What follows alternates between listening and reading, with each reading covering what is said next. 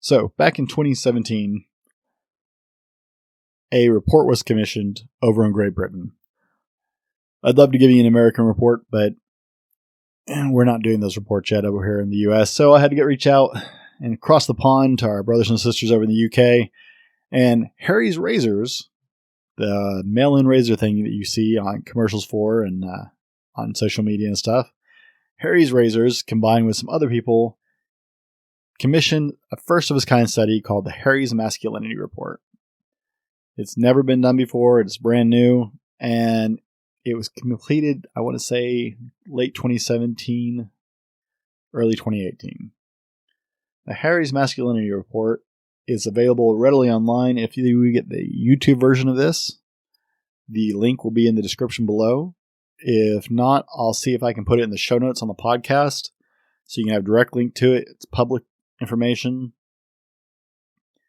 The Harry's Masculinity Report is a exhaustive report in response to the growing demonization of masculinity in man.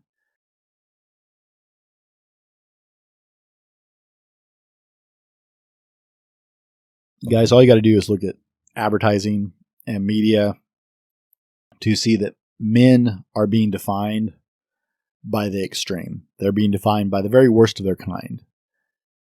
It is exhaustive to look at the movies and look at social media and look at advertising. There was another razor brand that I will not mention by name who put out 2 atrocious commercials in the last year that the world was not ready for, and I think their stock prices reflect the fact that the world is not ready for it, but just demonizing men and masculinity. I'm not sure how you get off judging an entire species by the very worst of their kind. That's like saying an entire apple bin is bad because 1 apple is, or 2 or 3 apples are. That's just, we don't do that with anybody else. And I don't understand how that came to be. So the Harry's Masculinity Report was created to combat that. This was actually shared with the Queen of England and with Parliament in a formal setting.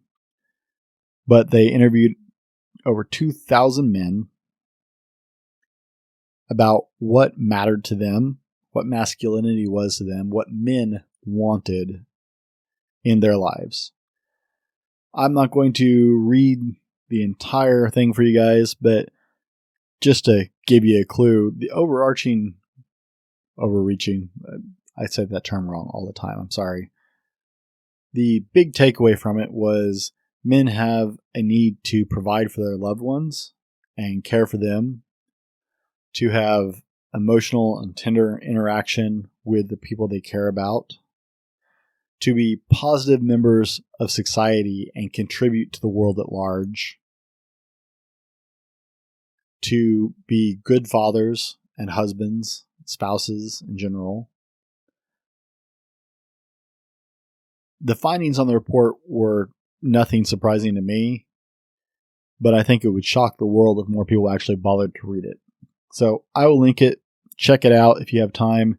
Take the time to read it.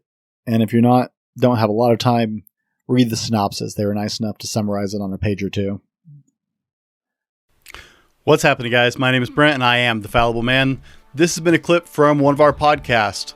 Hey, if you enjoyed the clip, go over to our YouTube channel and check out the full video podcast available exclusively on YouTube.